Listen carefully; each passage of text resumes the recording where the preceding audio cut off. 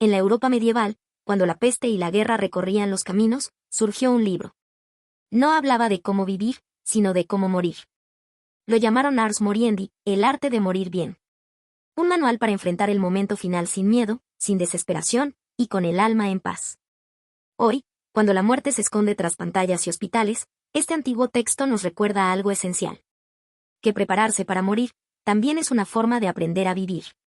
Ars Moriendi nació a comienzos del siglo XV, en un mundo devastado por la peste negra. Las ciudades estaban llenas de miedo, y la fe, puesta a prueba. La Iglesia, incapaz de atender a todos los moribundos, necesitaba un modo de consolar y guiar las almas. Así apareció este texto, breve pero poderoso, ilustrado con grabados que mostraban al moribundo entre ángeles y demonios, luchando por su destino eterno. Era una guía espiritual, pero también un espejo del alma humana frente al misterio del fin. Sección 1. El sentido de la muerte y el arte de morir. En los días antiguos, cuando las ciudades eran pequeñas y las noches estaban llenas del sonido de campanas que anunciaban nacimientos o muertes, las personas vivían con una conciencia más clara de su fragilidad. Sabían, sin necesidad de que nadie se los recordara, que la vida podía apagarse tan fácilmente como una vela en el viento.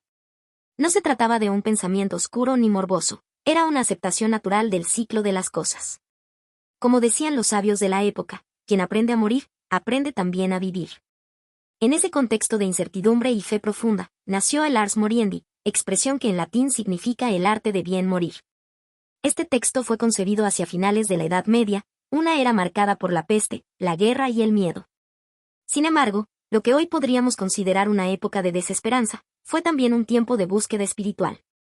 Cuando la muerte rondaba cada esquina, el hombre medieval no la veía como una enemiga, sino como una maestra. De ahí que el Ars Moriendi se escribiera con el propósito de enseñar a morir con dignidad, con paz y con fe, mostrando que el último suspiro podía ser también un acto de sabiduría y redención. El libro no era extenso ni complejo, pero sí profundamente simbólico. Presentaba una enseñanza que servía tanto al moribundo como a quienes lo acompañaban. Se ofrecían palabras de consuelo, oraciones y reflexiones que ayudaban a comprender el tránsito final no como un fin absoluto, sino como una transformación. El texto sugería que morir bien no dependía de la riqueza ni de la posición social, sino de la disposición del alma para aceptar el llamado divino. El arte de morir, se decía, es, ante todo, el arte de confiar. Durante aquellos siglos, la muerte no se ocultaba detrás de puertas cerradas ni se trataba como un tema prohibido.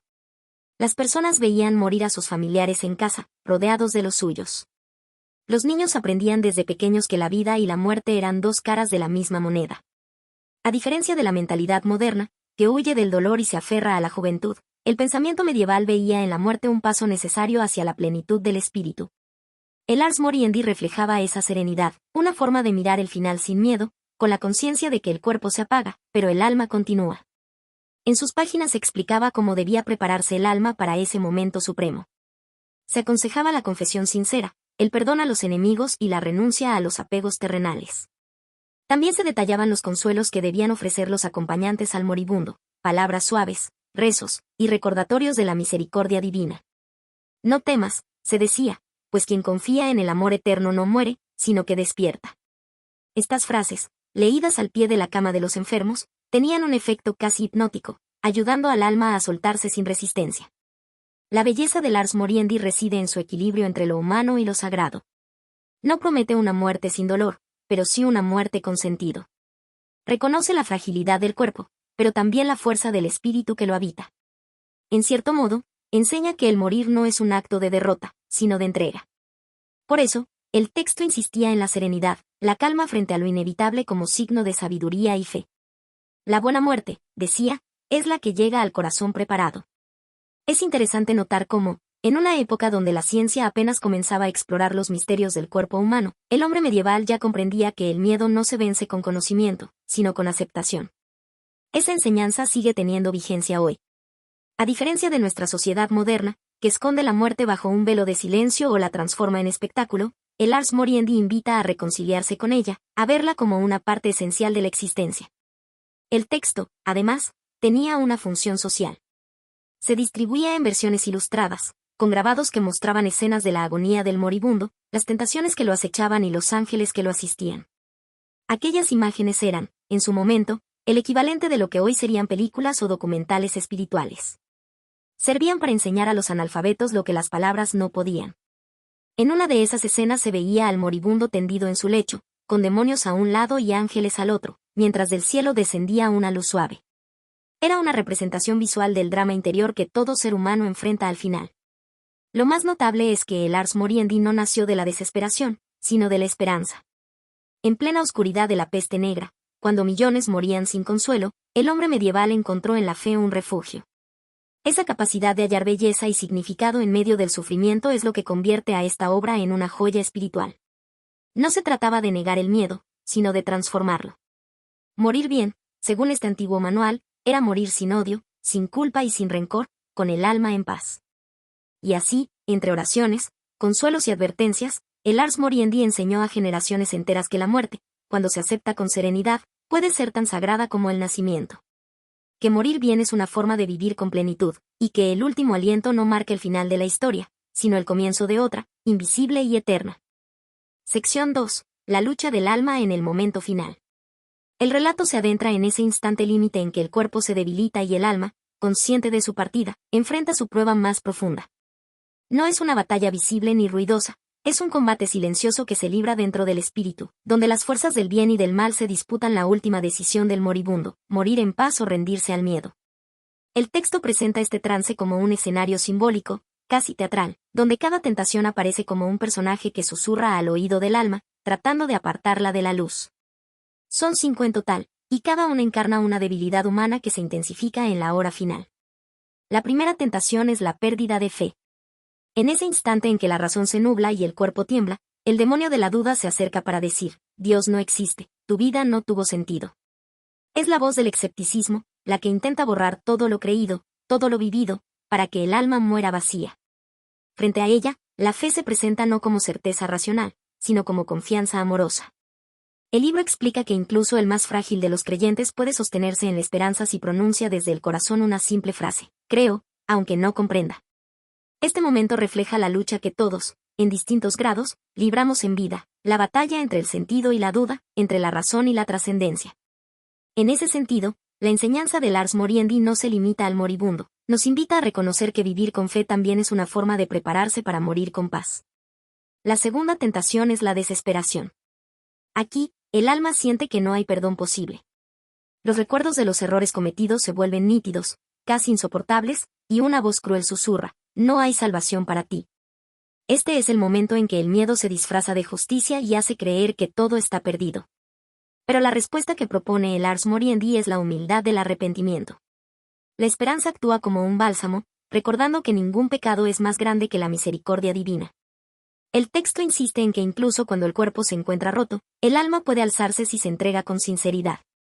En el fondo, esta escena revela un mensaje profundamente humano, todos tememos no ser dignos de amor, pero ese temor solo se disipa cuando aceptamos el perdón, tanto de lo divino como de nosotros mismos. La tercera tentación es la impaciencia ante el sufrimiento. El moribundo, cansado y dolido, escucha una voz que le dice, termina ya, no resistas más. Es la tentación del escape, el deseo de huir del dolor antes de que cumpla su propósito. Pero el texto enseña que el sufrimiento, por más oscuro que parezca, puede tener un valor redentor, un último acto de unión con lo eterno. No se trata de glorificar el dolor, sino de aceptarlo como parte final del camino humano. En esta parte, el tono se vuelve más sereno y compasivo, casi meditativo. Se describe como la paciencia no es resignación, sino fortaleza, un modo de entregarse sin miedo, con la certeza de que la luz llega después del cansancio. La cuarta tentación es la vanidad, esa que recuerda los logros, los títulos, los aplausos. El alma escucha, has sido grande, mejor que otros. No necesitas ayuda. Es la voz del orgullo que se niega a reconocer su fragilidad. Pero el libro advierte que la soberbia es la más sutil de las trampas, porque hace creer que el yo basta por sí mismo. Frente a ella, el antídoto es la humildad, aceptar que todo lo que se tuvo, incluso la vida, fue un regalo. Aquí el Ars Moriendi se vuelve casi poético, mostrando que el alma humilde no pierde nada al morir, porque ya ha aprendido a desprenderse. Esta escena tiene una resonancia moderna muy clara. Vivimos en una sociedad que teme la fragilidad y glorifica la autosuficiencia. El texto medieval, con sorprendente vigencia, nos recuerda que aceptar la pequeñez no es rendirse, sino abrirse a la plenitud. Finalmente, llega la quinta tentación, la codicia del mundo. Es la más triste, porque no grita, sino que suplica, no te vayas todavía, no dejes tus riquezas, tus afectos, tus placeres. El alma mira hacia atrás y siente el peso de todo lo amado. No quiere soltar. Pero el libro enseña que la verdadera liberación ocurre cuando uno se atreve a decir adiós. Nada de lo terreno puede seguirme, murmura el alma en su último acto de lucidez. Este desprendimiento no es frialdad ni olvido, es amor maduro. Dejar ir es la manera más pura de agradecer lo vivido. El Ars Moriendi concluye esta parte con una imagen de reconciliación. Tras cada tentación, el alma que persevera no se eleva por mérito, sino por gracia. La lucha interior termina no con un triunfo ruidoso, sino con un suspiro, el alma se entrega, y el miedo cede paso a la calma. En este punto, la reflexión se impone de manera natural. El texto, escrito en una época donde la muerte era una presencia cotidiana, revela una sabiduría que el mundo moderno ha olvidado, la idea de que morir bien no es un acto trágico, sino un arte, un gesto de conciencia. Donde el cuerpo se apaga, el espíritu despierta. Así, la lucha del alma en el momento final no solo describe los últimos instantes de la vida, es también una metáfora de toda la existencia humana. Porque en el fondo, todos los días libramos pequeñas batallas contra esas mismas 5 tentaciones, la duda, la desesperación, la impaciencia, la vanidad y la codicia. Y tal vez, aprender a vencerlas en vida, sea la verdadera forma de prepararnos para morir en paz. Sección 3. Las virtudes que salvan al alma. Cuando el alma se enfrenta a la oscuridad del final, el Ars Moriendi enseña que no está sola ni desarmada. Cada tentación que la atormenta, esas voces del miedo, la duda, la desesperanza o el orgullo, tiene una virtud que puede contrarrestarla. Así comienza la enseñanza más luminosa del libro, la de las virtudes que salvan al alma en el momento supremo. La primera de ellas es la fe, que se alza como un fuego suave ante el frío de la duda. La fe, dice el texto, no es la seguridad del que todo lo entiende, sino la confianza del que, aun sin ver, sigue creyendo. En los últimos instantes de la vida, cuando la razón flaquea y los sentidos se apagan, la fe no se apoya en argumentos, sino en abandono. Es el alma diciendo, creo, aunque el silencio me rodee. Esta virtud no elimina el miedo, pero lo domestica, lo convierte en humildad ante el misterio. Es curioso cómo el libro muestra que incluso en la duda puede haber un acto de fe, porque dudar no siempre es negar, sino buscar. La segunda virtud es la esperanza, la que vence a la desesperación. Cuando la voz del desánimo susurra que ya no hay perdón posible, la esperanza responde que el amor divino no conoce medida. El texto enseña que esta virtud no consiste en esperar milagros externos, sino en aceptar que el perdón es un regalo constante, incluso en el último segundo de la vida. Es el recordatorio de que ningún abismo es tan profundo que la misericordia no pueda alcanzarlo. En esta parte, el Ars Moriendi se vuelve profundamente humano, reconoce la fragilidad, la caída y el remordimiento, pero ofrece también un horizonte, una salida luminosa. Después, aparece la paciencia como antídoto contra la impaciencia.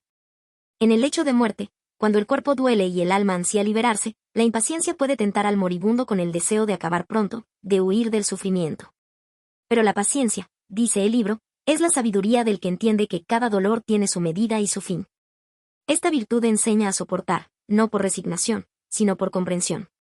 Morir con paciencia es aceptar que incluso el sufrimiento tiene sentido, que puede ser la última forma de purificación del espíritu. La cuarta virtud, la humildad, se alza contra la vanidad. En los últimos suspiros, cuando el alma recuerda sus logros, su fama o sus riquezas, la vanidad intenta inflar el orgullo y distraer del verdadero viaje interior. Pero la humildad rompe ese hechizo. El libro dice que el que muere sabiendo que nada es suyo, lo gana todo. Es una enseñanza dura pero liberadora, entender que el cuerpo, los bienes y los aplausos no pueden cruzar el umbral de la muerte. Solo lo que se da, lo que se ama y lo que se perdona tiene valor en ese tránsito. Por último, llega la virtud de la generosidad, la que vence a la codicia. Es el desprendimiento final, cuando el alma acepta soltar todo lo que la ata al mundo. Nada de lo que posees es tuyo, y sin embargo, todo lo que das te pertenece para siempre, afirma el texto con una serenidad que desarma. Aquí, la generosidad no se trata solo de bienes materiales, sino también de afectos, de dejar ir a los seres queridos, de no aferrarse a lo que se fue. Cada una de estas virtudes, fe, esperanza, paciencia, humildad y generosidad, se presenta no como una obligación moral, sino como una medicina espiritual. El Ars Moriendi las expone de manera simbólica, mostrando que la verdadera batalla del morir no se libra fuera, sino dentro. La muerte deja de ser un castigo y se convierte en un aprendizaje, el último acto de libertad del alma. En uno de los pasajes más bellos, el autor resume esta enseñanza diciendo que el morir bien no depende de lo que se tiene, sino de cómo se enfrenta el final interiormente. Esa frase concentra el corazón del mensaje. No hay riqueza, poder ni conocimiento que aseguren una buena muerte. Solo quien ha cultivado la serenidad puede despedirse sin miedo. A lo largo del texto, se percibe una atmósfera de calma y recogimiento. No hay dramatismo ni terror, sino una invitación a mirar el final como parte del camino. Es interesante notar cómo esta visión contrasta con la idea moderna de la muerte como derrota o tragedia. En cambio, el Ars Moriendi la presenta como un tránsito natural, una etapa de aprendizaje donde las virtudes, más que dogmas, son herramientas de liberación. Y así, el alma que ha aprendido a morir bien, nos dice el libro, no teme. Entiende que la fe es un puente, la esperanza una luz, la paciencia un refugio, la humildad una llave y la generosidad, la puerta que se abre hacia el descanso eterno. En ese sentido, el Ars Moriendi no es un manual para temer la muerte, sino una guía para reconciliarse con ella. El mensaje final de esta sección resuena como un eco de serenidad. Morir bien es vivir en plenitud hasta el último instante, aceptando que todo lo visible se disuelve, pero lo invisible, la fe, el amor, la entrega, permanece. Sección 4. La comunidad y los ritos de la buena muerte. En aquellos tiempos, cuando alguien estaba por morir, la muerte no era un hecho solitario ni silencioso.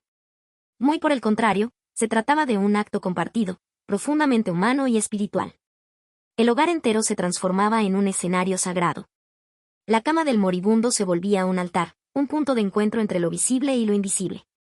Allí, rodeado de los suyos, el que partía era acompañado por su familia, sus vecinos, los amigos más cercanos y, por supuesto, el sacerdote.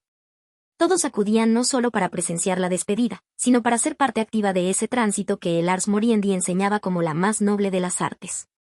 La habitación se llenaba de murmullos, de rezos que tejían un puente hacia la eternidad. Se encendían velas, se colocaba un crucifijo a los pies del moribundo, y el aire se impregnaba de incienso y recogimiento. En medio de ese ambiente solemne, el sacerdote se acercaba con la voz suave, invitando al arrepentimiento y al perdón. Era costumbre que el moribundo pronunciara palabras sencillas pero profundas. Perdona a quien haya ofendido, como deseo el perdón de Dios. Aquellas frases, repetidas con emoción contenida, marcaban el inicio de una despedida que buscaba la paz interior más que la simple supervivencia del cuerpo. El Ars Moriendi mostraba con detalle cómo cada gesto tenía un propósito. No se trataba de una mera formalidad religiosa, sino de un acto de comunidad. Los presentes no eran testigos pasivos, sino guardianes del alma que partía. La esposa o el esposo tomaban su mano, los hijos, de rodillas, rezaban en voz baja. Los vecinos, muchos de ellos humildes campesinos o artesanos, se unían al coro de plegarias. Algunos lloraban, otros entonaban salmos o letanías. No lloréis por mí, solía decir el moribundo, que voy donde la misericordia no se cansa. Aquella frase, tan repetida en distintas versiones del texto, reflejaba el espíritu del tiempo. La muerte no era una tragedia, sino una liberación serena. Era frecuente que, antes del último suspiro, el enfermo hiciera un acto público de reconciliación. Si había habido rencillas, deudas o palabras amargas, ese era el momento de enmendarlas. El perdón, en este contexto, no era solo un mandato divino, sino una necesidad práctica del alma. El Ars Moriendi enseñaba que ningún corazón puede ascender cargado de rencor. Por eso, se pedía que todos los presentes se tomaran un instante para ofrecer la paz. Era un rito íntimo y poderoso. Las manos se entrelazaban, las miradas se encontraban y las viejas heridas encontraban alivio en el borde del adiós. Mientras tanto, el sacerdote ofrecía los últimos sacramentos, la confesión, la unción con los santos óleos y la comunión. Este momento, conocido como el viático, era considerado el alimento espiritual para el viaje final. El texto lo describe con una imagen poética, así como el pan sostiene al cuerpo, la hostia sostiene al alma en su travesía. En esas palabras se percibe la sensibilidad mística de la época, en la que el morir bien no significaba escapar del dolor, sino aceptarlo con dignidad, con el corazón dispuesto. A veces, en medio del silencio, el moribundo pedía cantar. Era común entonar el Salve Regina o el Credo, y aquellos cantos llenaban la estancia de una esperanza que parecía desafiar al miedo. Las voces, temblorosas pero firmes, repetían, ruega por nosotros, pecadores, ahora y en la hora de nuestra muerte. Esa oración, pronunciada entre lágrimas, unía a vivos y moribundos en un mismo sentimiento, el de que nadie muere del todo mientras haya amor que lo recuerde. La habitación, entonces, dejaba de ser un lugar de enfermedad para convertirse en un espacio sagrado. Los objetos más sencillos, una vela, una cruz, un rosario, adquirían un significado inmenso. Todo allí recordaba que el morir no era una ruptura, sino una transición. El alma, decían, abandona su morada terrena para hallar su descanso en la casa del Padre. Es interesante reflexionar que, en ese contexto medieval, la comunidad no temía a la muerte como lo hacemos hoy. La enfrentaba con naturalidad, casi con ternura. La presencia colectiva aliviaba el terror al vacío. Morir acompañado era morir en paz. Y, de alguna manera, acompañar a otro en su final era también un modo de prepararse para el propio. El Ars Moriendi lo deja claro: quien aprende a acompañar, aprende a partir. A diferencia de la visión moderna, donde la muerte se esconde tras las paredes del hospital, en aquella época era un acontecimiento público, incluso educativo. Los niños podían estar presentes, observando en silencio cómo sus mayores despedían a un ser querido. Era una lección viva de fe, humildad y humanidad. En algunas adaptaciones visuales y recreaciones históricas, especialmente en documentales sobre la Edad Media y las costumbres monásticas, se intenta capturar esa atmósfera mística. Pero pocas logran transmitir la calidez que se percibe en el texto original. El libro no presenta el momento como un acto lúgubre, sino como un coro de almas acompañando a una de ellas a cruzar el umbral. Así, el Ars Moriendi enseña que la muerte bien vivida no consiste en morir solo, sino en hacerlo rodeado de amor, reconciliación y fe. Que en ese último instante, más que miedo, reine la certeza de haber cumplido el ciclo humano. Morir no es acabar, sino volver al principio. Y al apagarse la última vela, mientras el silencio sustituye las oraciones, la comunidad entera siente que algo sagrado ha ocurrido. El alma ha partido, pero lo ha hecho en paz. La muerte se convierte, entonces, no en un final, sino en una despedida amorosa. Sección 5. La aceptación y la esperanza del más allá. En la última etapa del Ars Moriendi, el tono del relato cambia. Ya no se trata del miedo ni de la lucha, sino de la calma que llega después de haber comprendido. Es el instante en que el moribundo deja de resistirse y, con serenidad, acepta lo inevitable. No se rinde, sino que confía. En este punto, los autores explican que morir bien no consiste en perder la batalla, sino en entregarla con dignidad, una frase que resume la esencia misma de la buena muerte, la aceptación. La escena suele tener una quietud profunda. El cuerpo, ya cansado, se abandona al reposo. Las manos que antes temblaban se aquietan sobre el pecho, los labios murmuran oraciones suaves, y la mirada, lejana, pero viva, parece fijarse en un horizonte invisible. Ese instante de silencio, dicen los textos antiguos, no es vacío, sino el eco de una paz que al fin se comprende. Es el momento en que el alma se desprende con suavidad del peso de la carne, y la esperanza del más allá deja de ser una idea para volverse experiencia. En los tratados del Ars Moriendi, la aceptación es descrita como la etapa suprema del arte de morir. Antes de llegar a ella, el hombre debía pasar por la lucha interior, por la duda, por el miedo y la tentación del desespero. Pero quien logra atravesar ese proceso llega al entendimiento de que la muerte no es un final, sino un tránsito. El alma no muere, dice uno de los pasajes, cambia de morada. Esta visión transformaba el miedo en esperanza, porque el creyente entendía que no todo se extinguía, sino que se abría una nueva forma de vida, invisible pero eterna. En ese tránsito espiritual, la figura del sacerdote y los seres queridos seguían acompañando, pero su papel ya no era combatir la angustia, sino sostener el silencio. Rezaban con voz baja, a veces en susurros, mientras el moribundo cerraba los ojos con una leve sonrisa. La escena, descrita con ternura por los antiguos autores, tenía algo de ceremonia íntima. Quien muere en paz enseña a los vivos el valor de confiar. La comunidad entera participaba de ese aprendizaje, comprendiendo que la muerte ajena era también un espejo de la propia. La aceptación, entonces, no era resignación. Era una forma de sabiduría. El Ars Moriendi enseñaba que el ser humano, al llegar a ese punto, ya no buscaba escapar del destino, sino comprenderlo. Y ese acto de comprensión, tan simple y tan profundo, era el que traía la verdadera libertad. La muerte no borra lo vivido, lo transforma, afirma uno de los textos más difundidos del tratado. Desde esa perspectiva, el paso final no significaba pérdida, sino culminación, el cierre armonioso de una vida que había encontrado sentido hasta su último aliento. En muchos manuscritos ilustrados del Ars Moriendi, esta etapa aparece representada con imágenes luminosas.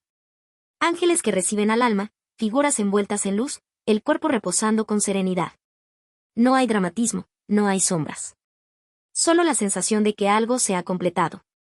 Es una visión profundamente humana y, a la vez, espiritual. Y al observarla con ojos modernos, uno comprende que esa enseñanza, la de morir confiando, sin miedo, sigue siendo universal. En el fondo, esta última lección de Lars Moriendi no trata solo sobre cómo morir, sino sobre cómo vivir sabiendo que un día partiremos. Aceptar la muerte es, en cierta manera, aceptar la vida tal como es, finita, imperfecta, pero llena de significado. Así, el texto concluye con un mensaje que trasciende el tiempo: quien muere bien ha aprendido a vivir con plenitud. Quien acepta el final, descubre que no hay final, sino transformación. Y en ese instante de quietud, cuando el cuerpo se apaga pero el alma se enciende, se cumple lo que el Lars Moriendi quiso enseñar desde el principio: morir bien es el último acto de amor y de fe. Sección 6. El legado del arte de morir. Hacia el cierre de Lars Moriendi, la enseñanza alcanza su punto más profundo y universal: comprender que este antiguo texto, más que un tratado sobre la muerte, es una meditación sobre la vida misma. Desde sus orígenes, el arte de morir bien no fue concebido como un manual sombrío o ritualista, sino como una guía para vivir con sentido. En esta última parte, titulada El legado del arte de morir, los autores medievales, anónimos pero sabios, dejan entrever que la serenidad ante la muerte no nace en el hecho final, sino en la forma en que se ha transitado la existencia. El texto afirma con claridad: quien ha vivido bien, no teme morir, porque su alma ya conoce el camino del regreso. Esa frase resume la esencia de todo el Lars Moriendi: la muerte no es una derrota, sino un retorno. En la época en que fue escrito, el miedo al más allá era inmenso, pero el mensaje buscaba reconciliar a las personas con la idea de la finitud. La muerte, decía el tratado, debía ser vista como una maestra silenciosa que recuerda el valor del instante presente. Narrativamente, el autor medieval imagina a un moribundo rodeado de símbolos espirituales: el crucifijo, el cirio encendido, la presencia de los seres queridos. No hay dramatismo en su partida, sino una calma casi sobrenatural. No cierres los ojos al mundo, dice la voz del texto, ciérralos al miedo. Es una escena íntima, donde la aceptación se convierte en un acto de sabiduría. En ese punto, la obra introduce una reflexión que trasciende siglos: morir bien comienza con vivir bien. La virtud, la gratitud, la reconciliación y la autenticidad son las herramientas del buen morir. De hecho, el texto subraya que cada día vivido con perdón y amor es una pequeña victoria sobre la muerte. Así, el Lars Moriendi invita a una vida consciente, donde cada acción tiene peso espiritual y cada pensamiento, valor eterno. Si observamos este mensaje desde la mirada contemporánea, el contraste es evidente. Vivimos en una sociedad que huye de la muerte, la oculta tras hospitales y eufemismos, mientras exalta la juventud y el consumo como únicas metas. Pero este antiguo tratado nos recuerda algo esencial: no se puede temer al final si uno ha sabido vivir. El Lars Moriendi podría ser leído, entonces, como una crítica adelantada a la superficialidad moderna, una invitación a reconciliarnos con lo inevitable. En uno de sus pasajes más poéticos, el texto afirma que la muerte no borra lo vivido, lo transforma. Y esa transformación no debe entenderse solo en un sentido religioso, sino también filosófico. Es la idea de que cada existencia deja una huella, un eco que continúa en los demás. Así, el arte de morir bien es, al mismo tiempo, el arte de dejar un legado. Esta enseñanza final guarda cierta similitud con la filosofía estoica, especialmente con las reflexiones de Séneca, quien decía que aprender a morir es aprender a vivir. Ambos enfoques, el cristiano de Lars Moriendi y el pagano del filósofo romano, coinciden en un punto clave: la muerte no es el enemigo, sino la medida del valor de la vida. Si lo comparamos con representaciones visuales o modernas, puede notarse que pocas películas o series logran transmitir esta serenidad. La mayoría retrata la muerte con temor o tragedia, cuando en el texto original se la muestra como un acto de conciencia. Tal vez la única que se le acerca sea el séptimo sello de Ingmar Bergman, donde el protagonista, un caballero cansado de la guerra, juega ajedrez con la muerte no para escapar de ella, sino para comprenderla. Esa búsqueda espiritual se asemeja profundamente al espíritu de Lars Moriendi. En su mensaje final, el libro deja una reflexión que parece escrita para nosotros, siglos después: el que vive con amor, muere en paz, porque el amor no muere. Así, el tratado se despide no con temor, sino con esperanza. Nos enseña que cada día vivido con conciencia es una preparación para el último, y que el alma que acepta su fin sin rencor ni resistencia alcanza su verdadera libertad. El legado de Lars Moriendi no está en las fórmulas o los rezos, sino en su enseñanza esencial: la muerte es parte del ciclo de la vida, y comprenderla es el mayor acto de sabiduría humana. En última instancia, morir bien no es un arte para el final, sino para todos los días que aún nos quedan por vivir. El Lars Moriendi, cuyo título se traduce como El arte de morir bien, nació en un contexto profundamente marcado por la peste negra y las guerras religiosas que asolaron Europa durante los siglos XIV y XV. La muerte, omnipresente y temida, dejó de ser un suceso lejano para convertirse en una realidad cotidiana. En ese escenario de incertidumbre y devastación, este texto anónimo se erigió como una respuesta espiritual y filosófica ante el caos. Más que un tratado teológico, fue una guía práctica y consoladora para enfrentar el final con serenidad, no desde el miedo, sino desde la fe y la conciencia. Sin embargo, su verdadera profundidad no radica únicamente en su función religiosa. El Ars Moriendi es, ante todo, un testimonio del modo en que el pensamiento medieval entendía la relación entre el alma y el cuerpo, entre lo terrenal y lo trascendente. Propone una ética de la muerte que, en realidad, es una ética de la vida. Su mensaje, aunque envuelto en el simbolismo cristiano, trasciende la doctrina para invitar al ser humano a reconciliarse con la finitud. La idea de que morir bien comienza con vivir bien resuena con una fuerza casi universal. Desde una mirada comparativa, esta concepción encuentra ecos notables en la filosofía estoica, particularmente en los escritos de Séneca y Epicteto, quienes sostenían que el miedo a la muerte era, en esencia, una forma de ignorancia. Para los estoicos, aceptar la muerte era comprender la naturaleza de las cosas, su impermanencia. En ese sentido, el Ars Moriendi continúa esa línea de pensamiento, pero bajo una cosmovisión cristiana. Morir en paz no depende de la negación del mundo, sino de haberlo habitado con rectitud. Asimismo, si lo contrastamos con la obra tibetana Bardo Thodol, conocida en Occidente como el libro tibetano de los muertos, surgen paralelismos sorprendentes. Ambos textos, aunque nacidos en tradiciones distintas, coinciden en ver la muerte como un tránsito y no como un final.